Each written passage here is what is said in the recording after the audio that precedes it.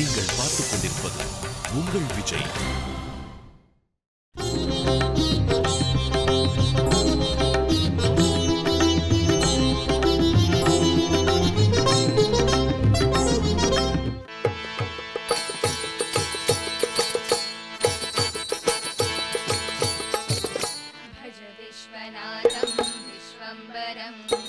विश्वनाथं विश्वम्बरं गंगाधरं दिगंबरं वरं गंगाधरं दिगंबरं वरं भज विश्वनाथं विश्वम्बरं भज विश्वनाथं विश्वम्बरं डमडमित डमडमित कृतडमरुनादं तकटकिट तकटकिट नादं मृदङ्गं डमडमित डमडमित कृतडमरुनादं तकटकिट तकटकिट नादं मृदङ्गं जन जनन जन जनन कृतकुम्भरुनादं जन जनन जन जनन कृतकुम्भरुनादं सनि सनि परिमपमरि वरवेदभूषं तत्पुरुषाय विद्महे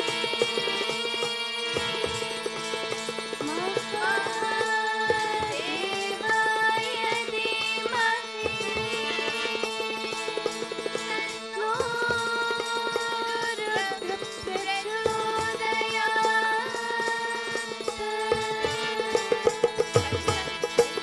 सनि सनि परिमपमरि वरवेदभूषं भज विश्वनाथं विश्वम्बरं भज विश्वनाथं विश्वम्बरं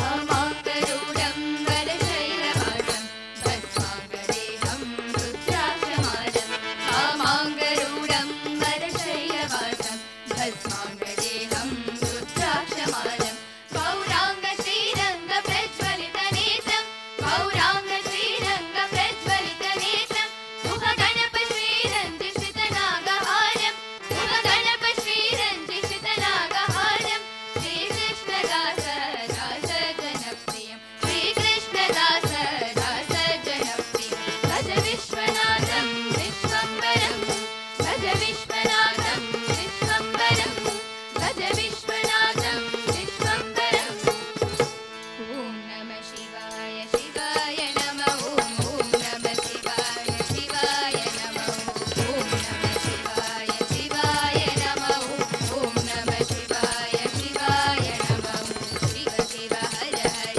हराय नमः हर हर शिव शिव शिवाय नमः शिव शिव हर हर हराय नमः हर हर शिव शिव शिवाय नमः हर हर महादेवा हर हर महादेवा हर हर महादेवा हर हर महादेवा हर हर महादेवा हर हर महादेवा हर हर महादेवा हर हर महादेवा ॐ नमः शिवाय शिवाय नमः ॐ नमः शिवाय शिवाय नमः ॐ नमः शिवाय शिवाय नमः ॐ नमः शिवाय शिवाय नमः डम डम डम डम डमरूबाजे दिमितक दिमितक मृदङ्गबाजे डम डम डम डम डमरूबाजे दिमितक दिमितक मृदङ्गबाजे हर हर महादेवा हर हर महादेवा हर हर महादेवा हर हर महादेवा हर हर महादेवा शम्भो महादेवा शम्भो महादेवा शम्भो महादेवा சந்திர குலத்தை சேர்ந்தவன் குலசேகர பாண்டியன் மகாராஜா அறநெறி தவறாமல் ஆண்டு வந்தானாம். இவருடைய இந்த அரசாட்சியில ஒரு விசித்திரம் நடந்தது. என்னன்னா, தனஞ்சயன் என்ற ஒரு வணிகன், அவன் தொழில் சம்பந்தமா வெளியூருக்கு போயிட்டு வந்துட்டு இருக்கான். ஒரு கடம்ப வனம் என்ற ஒரு காட்டு பகுதியை தாண்டி தான் அவன் வந்து சேரலாம். அதனால வந்துட்டு இருக்கும் போது இருட்டெடுத்து நிஷி நேரம், வழி தெரியல, சற்று ஓய்வெடுத்து கொண்டு போகலாம் என்று நினைத்தான். அடுத்த க்ஷணம் அங்கதோ வெளிச்சமா தெரிஞ்சுது. என்னது அப்படின்னு பார்த்தான். அங்க பார்த்தா ஒரு தாமரை தடாகத்தின் எதிரில் கடம்ப மர நிழலில் மூலலிங்கமாய் ஸ்வயம்புலிங்கமாய் சுவாமி எழுந்தருளியிருக்கார். அவருக்கு தேவர்கள் வந்து அபிஷேகமும் மலர் அலங்காரமும் பண்ற அதை கண்டு அகம் மகிழ்ந்தான் தனஞ்சயன். பொழுது விடிஞ்செடுத்து தேவர்களெல்லாம் அவாவா லோகத்துக்கு போயிட்டா. அவன் நேர வாத்துக்கு வந்துட்டு அடுத்த நிமிஷம் அரசபைக்கு புறப்பட்டு குலசேகர பாண்டிய மன்னனிடம் இந்த விசித்திரத்தை சொன்னான். அப்பொழுது குலசேகர பாண்டிய மகாராஜா நினைச்சார், ஆஹா, சுவாமி நாட்டுல மட்டும் இல்ல காட்டுலயும் இருக்காரா? ஆம், அவர் படைத்த எல்லா பொருட்களிலும் அவர் இருக்கும்போது ஏன் அவர் காட்டுல இருக்க மாட்டார்? ஆனால் அது காடாக இருக்கக்கூடாது, அது ஒரு மாபெரும் கோவிலாக இருக்க வேண்டும் என்று எண்ணி அந்த கடம்பவன காட்டை திருத்தி அதை ஒரு மாபெரும் கோவிலாக அமைத்தான். அதுதான் இப்பொழுதுள்ள சொக்கநாதர் கோவில், மதுரையில் இருக்கு அது. அப்படி இவ்வளவு பெருமை வாய்ந்த இந்த குலசேகர பாண்டிய மகாராஜாவின் மைந்தன் மலையத்வஜ பாண்டியன், அவன் அரசாட்சி பண்ணிட்டு இருக்கார். அவர் கல்யாணம் பண்ணின்றது சூரிய குலத்துல சூரசேனன் என்ற மகாராஜாவின் பெண் காஞ்சனமாலையை கல்யாணம் பண்ணிட்ட. மலையத்வஜ பாண்டியன் காஞ்சனமாலை தம்பதிகள். இவா ரெண்டு பேருக்கும் ஒரு பெரும் குறை. என்ன, அது சாமானியமான குறை இல்லை, பெரும் குறை. என்னன்னா, குழந்தை இல்லை, பிள்ளை செல்வம் இல்லை. அவன் நினைச்சான், நமக்கு இவ்வளவு பெரியவாளோட ஆசீர்வாதம்லாம் இருக்கு, ஆனா நமக்கு ஏதோ பாவம் இருக்கு நம்ம இடத்துல, அதனால்தான் நமக்கு இப்படி குழந்தை இல்லை. இந்த பாவம் நிவர்த்தியானோம், அது நிவர்த்தி ஆச்சுன்னா சந்ததி கிடைக்கும் என்று எண்ணி அஸ்வமேதம் தொடங்கினான். அஸ்வமேதம் 100 யஜ்ஞம் பண்ணணும். இவன் முக்கால்வாசி பண்ணிட்டு முதல்ல 93 ஆச்சு, அப்புறம் கணக்கு 96, கடைசியில 99 பண்ணிட்டான். இன்னும் ஒண்ணுதான் பாக்கி இருக்கு. தேவேந்திரனுக்கு கவலை வந்து கொடுத்து, ஏன்னா அஸ்வமேதம் 100 பண்றவன் இந்திரபதத்துக்கு அதிகாரி ஆயிடுவான், தனக்கு தன் பதவி போயிடுமே என்ற கவலையில தேவேந்திரன் வந்தான். அப்பா மலையத்வஜ பாண்டியா, உனக்கு குழந்தை தானே வேணும், புத்திரலாபத்தை உத்தேசிச்சு தானே நீ இந்த யாகத்தை பண்ற. புத்திரலாபத்தை தடையின்றி கொடுக்கக்கூடிய ஒரு யஜ்ஞம் இருக்கு, புத்திரகாமேஷ்டி. ஆகையினால அதை நீ செய், உனக்கு சந்ததி கிடைக்கும் என்றார்.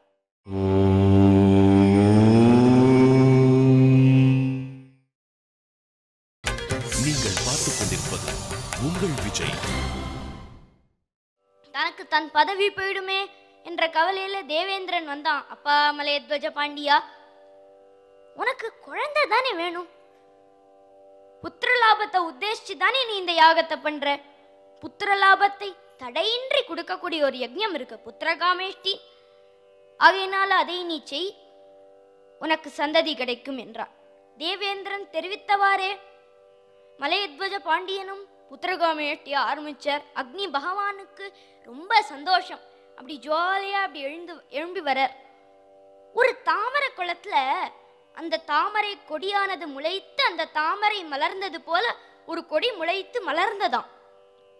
அதிலிருந்து முத்து கொண்டையும் ரத்னஹாரமும் காதில் ஒளி வீசும் குண்டலங்களும் அசைய எல்லா புவனங்களும் எல்லா உயிரும் தாயாக வணங்கும் உமாதேவி 3 வயசு குழந்தையாய் அந்த ஹோமத்தீயிலிருந்து எழும்பினாளாம்.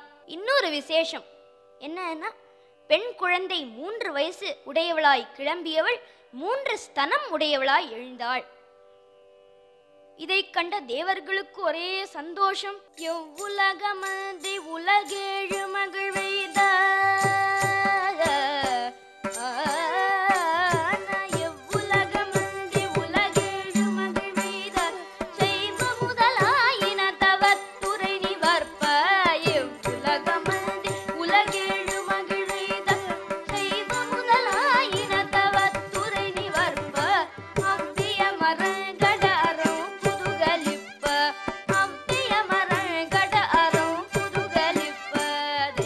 மறை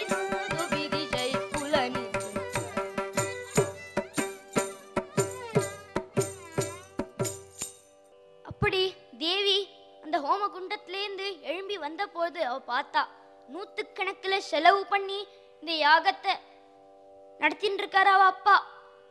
அவரை போய் அப்பான்னு டிஸ்டர்ப் பண்ணல. இயற்கையாவே குழந்தைகளுக்கு வாயில முதல் வார்த்தை என்ன வரும்னா அம்மா, அப்புறம்தான் அப்பா, மற்ற வார்த்தைகள் எல்லாம் வரும்.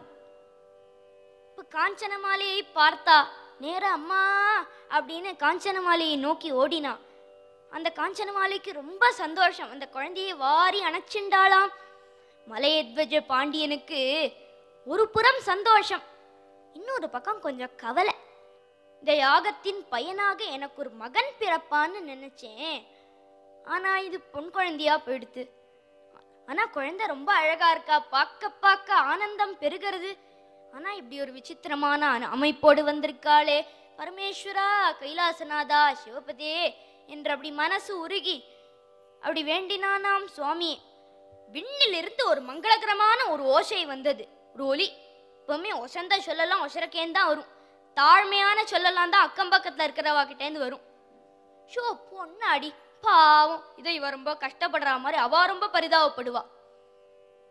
ஆனால் விண்ணிலிருந்து ஒரு மங்களகரமான ஓசை வந்தது. அப்பா மலையத்வஜ பாண்டியா, கவலை கொள்ள வேண்டாம். உனக்கு ஒரு மகன் பிறந்தா அதுக்கு நீ என்னெல்லாம் வேத விதிப்படி செய்வியோ அதெல்லாம் இவளுக்கு செய். தடாதகைன்னு பேர் வை. இந்த தடாதகைய கொஞ்சம் மாத்திட்டோம்னா தாடகை ஆயிடும் போச்சு. அது கொஞ்சம் கேர்ஃபுல்லா சொல்லணும். இவளுக்குத்தான் தடாதகா, மீனாட்சி, மீனலோச்சனி, அங்கேயர்கண்ணி போன்ற பல பெயர்கள். இப்படி நீ கவலைப்படாத, கல்யாணத்தை பத்தி கவலைப்படாத. அவள் தனக்குரிய தலைவனை காணும் வேளையில் அவளது 3வது ஸ்தனம் மறைந்துவிடும் என்றார். பாண்டிய மன்னன் செவி குளிர்ந்தது. இன்னும் தான தர்மங்கள் வாரி வாரி வழங்கினார். சுந்தரேஸ்வரர் சுவாமி கோவில் விசேஷ பூஜை. நமக்கெல்லாம் ஒரு சந்தோஷம் வந்ததுன்னா நம்ம ஹோமம்லாம் பண்ண மாட்டோம், நேர 5 ஸ்டார் ஹோட்டல் போயிடும். ஒரு பதவி உயர்வு, பர்த்டேங்கிறோம், வெட்டிங் டேங்கிறோம். அவனோ அரசன், பாண்டிய அரசன், ராஜாங்க காரியங்கள் நிறையா இருக்குமே. இந்த தேவி விளையாடுறதெல்லாம் இவனால பார்க்க முடியாத. ஆனால் கொடுத்து வைத்தவள் காஞ்சனமாலை. இடையறாத அந்த விளையாட்டை பார்த்து ரசிச்சுன்னு இருப்பலாம். குழந்தைகள்னா ரொம்ப அழகா விளையாடும். அதுவும் பொன் குழந்தைகள் விளையாடுறான்னா இன்னும் அழகா இருக்கும், சமத்தா விளையாடும். இப்போ பெண் குலத்திற்கே தாயான தேவி விளையாடுறான்னா எப்படி இருந்திருக்கும் பாருங்களேன். நிறைய பெரியாத்து குழந்தைகள்லாம் மீனாட்சியோட விளையாடணும்னு ஆசையா வரா. அவளோட சேர்ந்து இவளும் ஒரு சிறு பிள்ளை போல விளையாடுறா. மேல வாணி, லக்ஷ்மி இவாளுக்கெல்லாம் மீனாட்சி மட்டும் விளையாடுறா, நம்மளும் சேர்ந்து விளையாடலாமே அப்படின்னு அவள்லாம் பெண் குழந்தைகள் ரூபத்தில் வந்து மீனாட்சியோட ஆனந்தமா விளையாடிட்டு போறாளாம். மழலை மொழி பேசி மகிழ்ந்திடச் செய்வாள், மழலை மொழி பேசி மகிழ்ந்திடச் செய்வாள் தேவி. மழலை மொழி பேசி மகிழ்ந்திடச் செய்வாள். சிறுமியருடன் கூடி சிறு வீடு கட்டி, சிறுமியருடன் கூடி சிறு வீடு கட்டி, பாவைக்கு பால் ஊட்டி பந்து அம்மனை ஆடி, பாவைக்கு பால் ஊட்டி பந்து அம்மனை ஆடி, மழலை மொழி பேசி மகிழ்ந்திடச் செய்வாள்.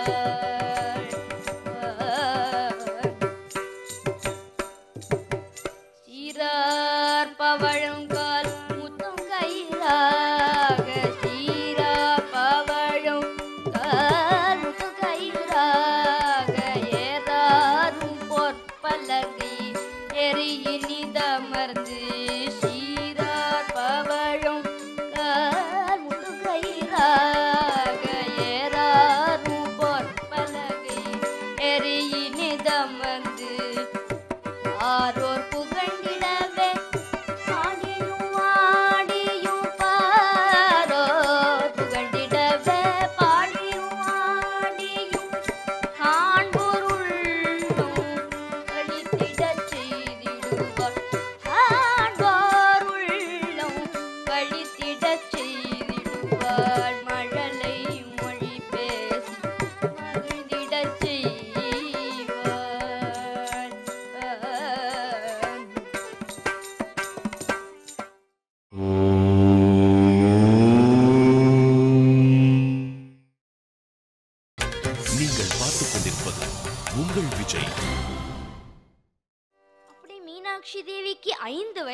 அடித்து.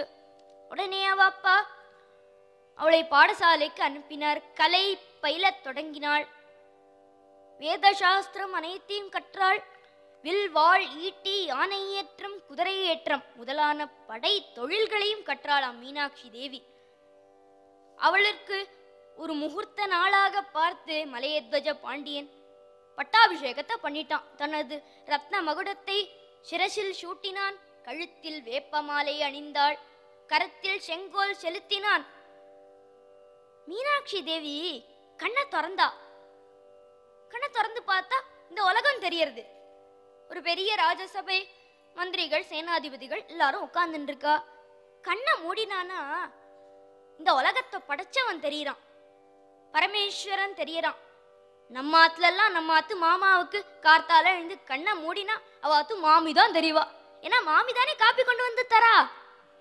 அப்படியானால் மீனாட்சி தேவிக்கு கண்ணை மூடினா அந்த ஆலமுண்ட நீலகண்டன் தெரியறான். அவனை பஜிக்க வேண்டாமா? நாம் பெறுவது எல்லாமே அவன் அருளால் தான். ஆலமுண்டனை நினைந்து அவனடிகள் பணிந்து, ஆலமுண்டனை நினைந்து அவனடிகள் பணிந்து பரிபாலனம் செய்தாள் புவனேஸ்வரி. பரிபாலனம் செய்தாள் புவனேஸ்வரி.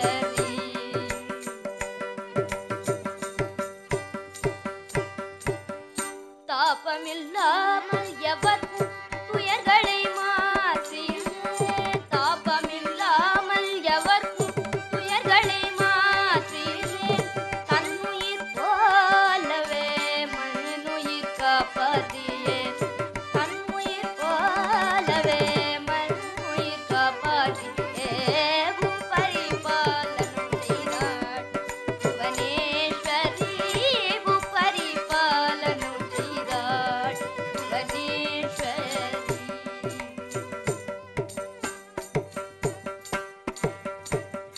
நான்கு பாதத்துடன் தர்மம் நடந்து வர ஜனங்கள், நான்கு பாதத்துடன் தர்மம் நடந்து வர ஜனங்கள், தங்கள் நெறி தவறுதல் என்றும் உணாமலே, தங்கள் நெறி தவறுதல் என்றும் உணாமலே பரிபாலனம் செய்தாள் புவனேஸ்வரி. பரிபாலனம் செய்தாள் புவனேஸ்வரி.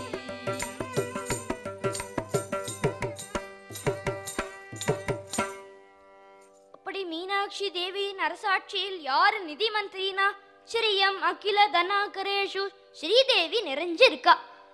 அதனால அங்க எல்லாருமே பெரிய செல்வந்தர்கள். கல்வி மந்திரி யாருன்னா சரஸ்வதி தேவி கல்வி மந்திரி.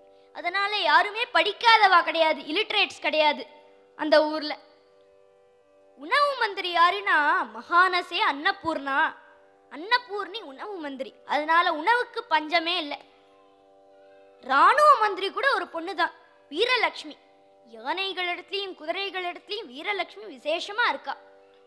அப்படி மீனாட்சி தேவி அரசால ஒரு கவலை இல்லை மலையத்வஜ பாண்டியனுக்கு. அகம் மகிழ்ந்தான். கொஞ்சம் சில வருஷங்கள் ஆச்சு. சில காலங்களில் கைலை பிரான் அடிகளை சேர்ந்தான். காஞ்சனமாலை மனம் வருந்தினாள். இருப்பினும் மீனாட்சியை பார்க்கும் போதெல்லாம் அந்த மன வருத்தம் அப்படி தெளியுமா. மீனாட்சி தேவி ஒரு நாள் கேட்டுட்டா அம்மா கிட்ட, அம்மா ஏன் நீங்க எப்பவுமே வருத்தத்தோட இருக்கேள், என்ன குறமா சொல்லுங்கோமா அப்படின்னு கேட்டா, அதற்கு காஞ்சனமாலை சொன்னா, அம்மா மீனாட்சி, என் குறைய நான் யார்கிட்ட சொல்லுவேன், யாது செய்குவேன் என்னரும் குழந்தாய், யாது செய்குவேன் என்னரும் குழந்தாய், யாது செய்குவேன்.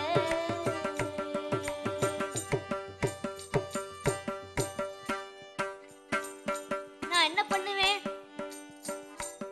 நீ அரசாட்சி பண்ணிட்டு இருக்கிற இந்த மதுரையில பெண்ணை பெத்தவா வீட்டுல எல்லாம் மாப்பிள்ளை வரதும் போறதுமா இருக்கா. ஆனா இந்த நாட்டுக்கே அரசியான உனக்கு கல்யாண பருவம் வந்து விட்டதம்மா.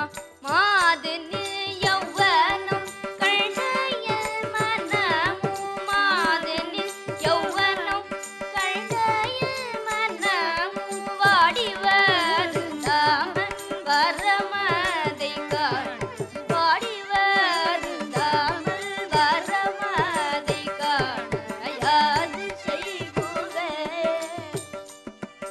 அம்மா நீங்க ரொம்ப கவலைப்படுறீங்களே. இந்த லோகத்துல பெண்மணிகளுக்கெல்லாம் சாதாரணமா கல்யாணம் நடக்கலையா? நீங்க ரொம்ப தான் கவலைப்படுறீங்களே. பாரினில் பெண்மணிகளை போல் இல்லை, பாரினில் பெண்மணிகளை போல் இல்லாமல் மார்பினில் உள்ள தனம் மறைந்திட பார்வதி ரமணன் பரம கருணையுடன், பார்வதி ரமணன் பரம கருணையுடன் கழுகள் களிக்க கருணை புரிவார், கழுகள் களிக்க கருணை புரிவார். யாது செய்குவே என்னரும் சுழந்தாய் யாது செய்குவே.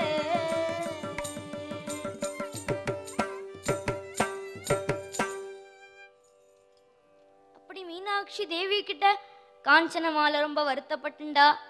அதற்கு தேவி சொன்ன, அம்மா ரொம்ப கவலைப்படாதீங்கோ, நான் இன்றே திக்விஜயம் புறப்பட போறேன்.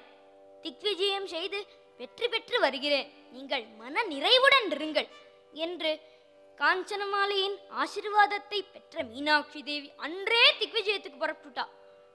4 படைகளுடன், யானைப்படை, குதிரைப்படை, தேர்ப்படை, காலான் படை, இப்படி 4 படைகளுடன் மணி தேரேறினாள் மீனாட்சி தேவி. அவ அன்று விஜய் யாத்திரை புறப்பட்டத இன்று விஜய் டிவி இந்த உலகத்துக்கே காமிக்கிறது. அப்படி புறப்பட்டு இந்திரன் முதலான திசை காவலர்களை வென்று எல்லா நாட்டையும் ஜெயிச்சுட்டா. இறுதியில் கைலை வந்து அடைந்தாள். ஐசானீம் திசமாலோக்ய மகா தேஜோவதி புரி கைலாச சிருங்க மத்தியஸ்த சிவே நாதிஷ்டிதாம் புரி